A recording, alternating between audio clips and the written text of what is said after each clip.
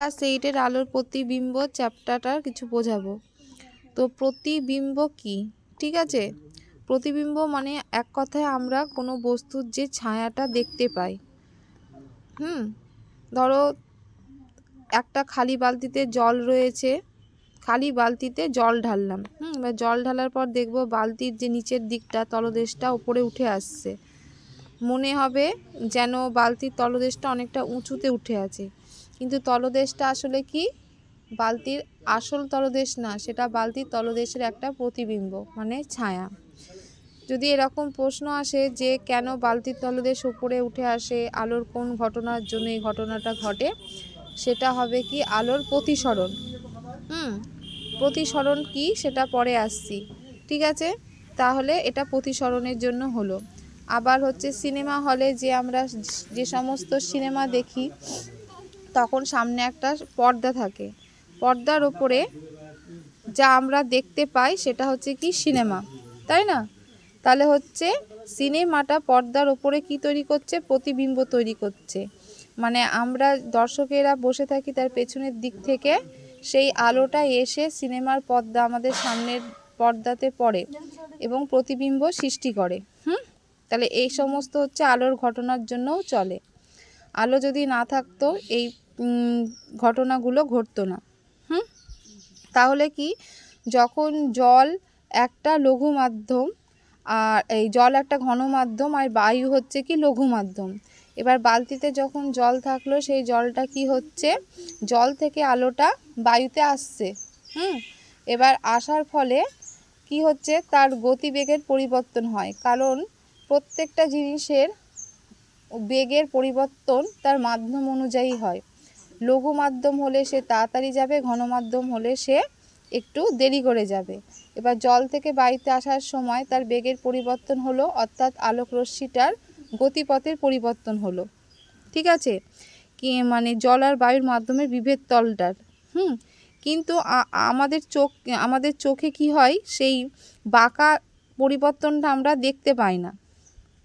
মানে আমাদের চোখ সেই আলোর গতিপথের যে বাঁকা পথ সেটা আমরা দেখতে পাই না, ফলে বালতির তলদেশ কিছুটা উপরে উঠে আসছে। আমরা সেই তলদেশটাকে বালতির আসল তলদেশ মনে করি, কিন্তু সেটা তো আসলে কি বালতির প্রতিবিম্ব। তাহলে এখানটাতে তোমরা প্রশ্ন নিয়ে আসতেই পারো যে বালতির তলদেশ কেন, বা জলভর্তি বালতির তলদেশ কেন উপরে উঠে আসে আলোর কোন ঘটনার জন্য, ঠিক আছে। তাহলে এরকম প্রতিবিম্বকে আমরা আবার দুভাগে ভাগ করতে পারি। একটা হচ্ছে কি, মানে প্রতিবিম্ব সৃষ্টি যে হয়, ছায়া যে সৃষ্টি হয় আলোর কোন ঘটনার জন্য, প্রশ্ন আসতে পারে। তাহলে এই যে প্রতিবিম্ব সৃষ্টি হয় আলোর প্রতিফলনের জন্য এবং প্রতিসরণের জন্য।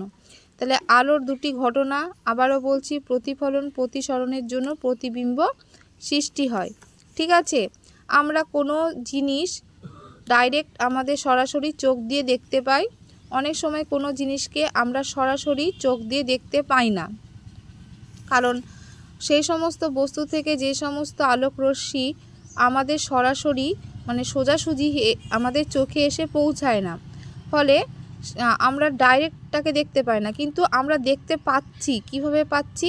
কারণ সেই সব বস্তু থেকে আলোক রশ্মিগুলো প্রতিফলিত হয়ে বা প্রতিসিত হয়ে আমাদের চোখে এসে পৌঁছাচ্ছে। আর আমাদের চোখ কী করে, সেই আলোক রশ্মির ওই বাঁকা পথ অনুসরণ করতে পারে না, ফলে কি হয়, আমাদের চোখ অন্য কোনো স্থানে বস্তুর প্রতিবিম্বকে দেখে। ব্যাপারটা তাহলে কি বুঝলে? ব্যাপারটা হচ্ছে কি, আমরা আমাদের চোখ দিয়ে দেখছি বিভিন্ন বস্তুকে। এটাও প্রশ্ন আসতে পারে কি করে বস্তুগুলোকে দেখতে পাই, কারণ সেই সব বস্তুতে যে সমস্ত আলো রয়েছে সেই আলোটা আমাদের চোখে এসে ডাইরেক্ট যদি পরে দেখতে পাই, অনেক সময় সেই সব স্থানে, কিন্তু অনেক সময় সেই সব বস্তুকে সেই সব স্থানে না দেখে অন্য স্থানে দেখছি, তার মানে সেখানটাতে আলোর বিভিন্ন ঘটনা ঘটছে। এক হচ্ছে প্রতিফলন ঘটতে পারে, এক হচ্ছে প্রতিসরণ ঘটতে পারে।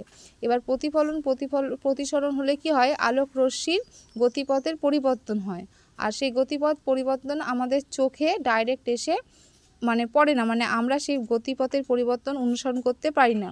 সেই জন্য বস্তুকে তার নিজের অবস্থানে না দেখে তার অন্য অবস্থানে দেখি।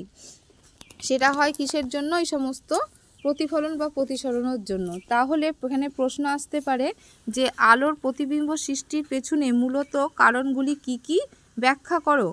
তাহলে হচ্ছে একটা প্রতিফলন, একটা প্রতিসরণ। হচ্ছে প্রতিবিম্ব যে বলছি, প্রতিবিম্ব তাহলে হচ্ছে কয় প্রকার আর কি কি। তাহলে প্রতিবিম্ব হচ্ছে কি, তুমি যদি আয়নার পেছনে যদি একটা পর্দা রাখো, তবে কি আয়নায় সৃষ্ট প্রতিবিম্বকে তুমি তোমার পর্দায় দেখতে পাবে? এটা হচ্ছে প্রশ্ন। বা সিনেমা হলে সিনেমা চালু হলে পর্দার ওপরে যা দেখতে পাচ্ছি সেটা কি বলো তো, সেটা যদি প্রশ্ন আসে তাহলে সেটা হচ্ছে একটা প্রতিবিম্ব। ঠিক আছে, তাহলে বুঝতে পারলে, আমি আগেই বলেছি সিনেমা হলে সিনেমা চালু হলে সেটা একটা প্রতিবিম্ব। তাহলে এই প্রতিবিম্ব কয় প্রকার? 2 প্রকার। খুব ইম্পর্টেন্ট, প্রতিবিম্ব কয় প্রকার? 2 প্রকার, সৎবিম্ব আর অসৎবিম্ব। এবার যেসব প্রতিবিম্বকে পর্দায় ফেলা যায় সেটা সৎবিম্ব, আর যেসব প্রতিবিম্বকে পর্দায় ফেলা যায় না তা হলো অসৎবিম্ব। তাহলে দেখো, সিনেমার পর্দা, যেটা সিনেমা হলে দেখি সামনে যে পর্দা রয়েছে, সেই পর্দার ওপরে আমরা প্রতিবিম্ব দেখতে পাচ্ছি, মানে পর্দার ওপরে আলোকরশ্মি গুচ্ছ এসে পড়ছে, অর্থাৎ পর্দার ওপরে প্রতিবিম্বটা ফেলা যাচ্ছে। সেই জন্য সিনেমায় পর্দায় গঠিত প্রতিবিম্বকে আমরা কি বলবো? সৎবিম্ব। ঠিক আছে, কিন্তু সমতল দর্পণে গঠিত প্রতিবিম্বকে আমরা অসৎবিম্ব বলবো। কেন? কারণ এখানে কোনো পর্দার প্রয়োজন নেই, সেই জন্য এই প্রতিবিম্বকে পর্দায় ফেলা যায় না বলে সমতল দর্পণে গঠিত প্রতিবিম্বকে বলা হয় অসৎবিম্ব। এই যে আমাদের মিষ্টি রানী, হাই। তাহলে এখানটাতে দেখো লেখা আছে প্রতিবিম্ব কাকে বলে, কয় প্রকার, কি কি। হ্যাঁ, কোনো বিন্দু উৎস থেকে আগত আলোকরশ্মি প্রতিফলিত বা প্রতিসিত হয়ে যদি অন্য কোনো বিন্দুতে মিলিত হয় বা অন্য কোনো বিন্দু থেকে আসছে বলে মনে হয়, সেটাকে বলা হয় কি? প্রতিবিম্ব। ঠিক আছে, তাহলে আমি এটা পরে বোঝাচ্ছি, এটা এইটুকু লিখে নাও। আবার কি, প্রতিবিম্ব 2 প্রকারের, সৎবিম্ব আর অসৎবিম্ব। এবার আসছি পার্থক্যে। পার্থক্য দেখো লেখা আছে সৎবিম্ব, অসৎবিম্ব। সৎবিম্ব কাকে বলে? হ্যাঁ, কোনো বিন্দু উৎস থেকে আগত আলোকরশ্মি প্রতিফলিত প্রতিসিত হয়ে অন্য কোনো বিন্দুতে যদি মিলিত হয়, তবে সেই বিন্দুতে সৎবিম্ব গঠিত হয়। আর কোনো বিন্দু উৎস থেকে আগত আলোকরশ্মি প্রতিফলিত বা প্রতিসিত হয়ে অন্য কোনো বিন্দু থেকে আসছে বলে মনে হয়।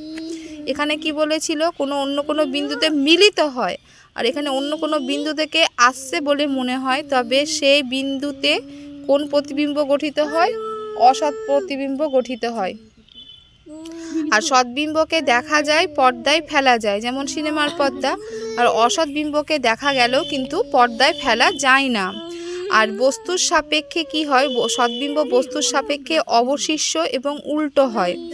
হ্যাঁ, কিন্তু অসৎবিম্ব বস্তুর সাপেক্ষে সমশিষ্য সোজা হয়। অসৎবিম্বের উদাহরণ হচ্ছে কি বলতো? আমরা যখন আয়নার সামনে গিয়ে, একটা ড্রেসিং টেবিলের সামনে গিয়ে যখন দাঁড়াচ্ছি, সেটা সমতল দর্পণ, তাহলে আমাদের মাথা যে দিকে থাকে, প্রতিবিম্বটা, আয়নার ভেতরে যে প্রতিবিম্বটা গঠিত হচ্ছে সেটা হচ্ছে কি? ওপরের দিকে থাকছে, তাই না? এবং সোজা হচ্ছে। কিন্তু সৎবিম্বর ক্ষেত্রে সেটা কিন্তু অবশিষ্য, মানে উপরের দিক নিচের দিকে, নিচের দিক উপরের দিকে হবে, এটাকে বলা হয় অবশিষ্য। আর ক্যামেরায় তোলা বস্তুর ছবি সরাসরি গঠিত হয় কি? বস্তুর সৎবিম্ব। আর ক্যামেরায় তোলা অসৎবিম্বের ছবি হলো অসৎবিম্বের সৎবিম্ব। ঠিক আছে, দেখো এখানে একটা প্রশ্ন আছে যে এই একটা বিন্দুতে মিলিত হওয়া, বিন্দু থেকে অপসৃত হওয়া বললাম, পরে বোঝাবো।